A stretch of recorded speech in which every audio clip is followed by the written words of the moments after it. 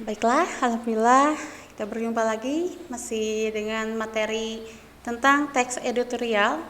Yang sebelumnya kita sudah membahas tentang pengertian teks editorial, lalu ciri-ciri, ya, strukturnya serta kaidah teks editorial. Baiklah, kita lanjutkan materinya tentang teks editorial tersebut, yaitu bagaimana cara menyusun teks editorial. Walaupun kita mengetahui bahwa teks editorial ini disusun oleh tim redaksi, ya. Jadi buat apa sih kita mempelajarinya kalau hanya dibuat oleh tim redaksi? Ini tidak ada salahnya. Jika suatu saat nanti ternyata kita menjadi tim, ya, menjadi berkecimpung atau ada di dunia media, gitu ya, di media tulis ini, di media cetak, tidak ada salahnya kita mempelajarinya. Apa saja yang harus diperhatikan atau langkah-langkah ketika menyusun teks editorial ini? Yang pertama adalah penentuan isu. Ya, kita harus menentukan isu dulu. Atau nama lain dari isu ini adalah tema atau topik. Topik apa yang ingin diangkat? Topik apa yang ingin dituliskan, ya, di dalam editorial ini? Maka kalau sudah ada topiknya atau isunya, kita akan mudah mengembangkan atau memaparkan tentang fakta-fakta yang terjadi serta pandangan-pandangannya. Kalau tidak ditentukan terlebih dahulu isu atau topik ini, maka kita akan membahasnya tidak searah, gitu ya, tidak akan terarah. Tapi kalau sudah ada isu, ada topiknya, maka pembahasan, pemaparan teks ini atau editorial ini adalah akan lebih terarah. Setelah menentukan isu, maka kita harus mengumpulkan fakta. Misal isu yang akan dibahas adalah tentang tadi, gitu ya, atau misalnya tentang COVID atau tentang apa, maka fakta-fakta pun yang dirundut atau yang dikumpulkan adalah tentang topik tadi.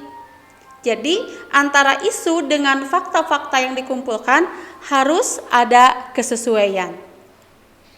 Yang selanjutnya adalah pengorganisasian fakta sesuai kerangka.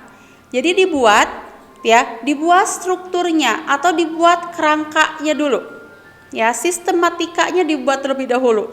Mana yang merupakan pendahuluan, mana yang merupakan isi, mana yang merupakan simpulan, ya, berdasarkan struktur yang sudah ada. Setelah pengorganisasian fakta sesuai kerangka, maka dikembangkan kerangka tersebut, dipaparkan, diuraikan sehingga menjadi sebuah tulisan yang utuh.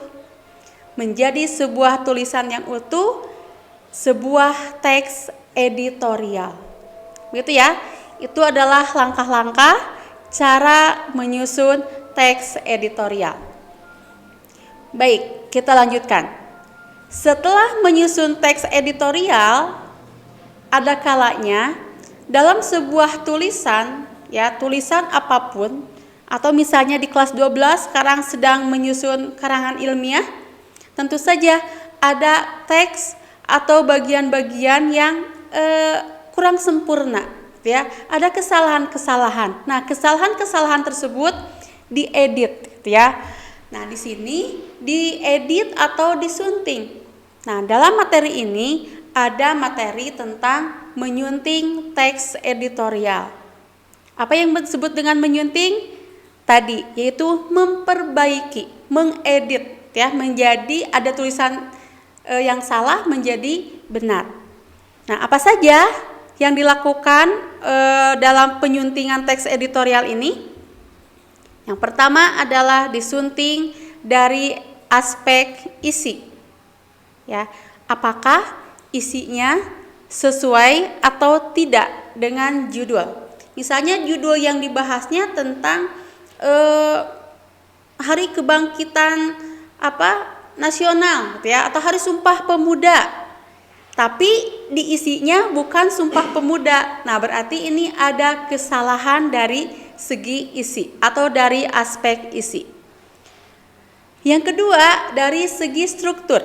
Seperti yang sudah dijelaskan tadi bahwa struktur yang ada di dalam teks editorial ini terdiri atas pendahuluan, isi, dan simpulan.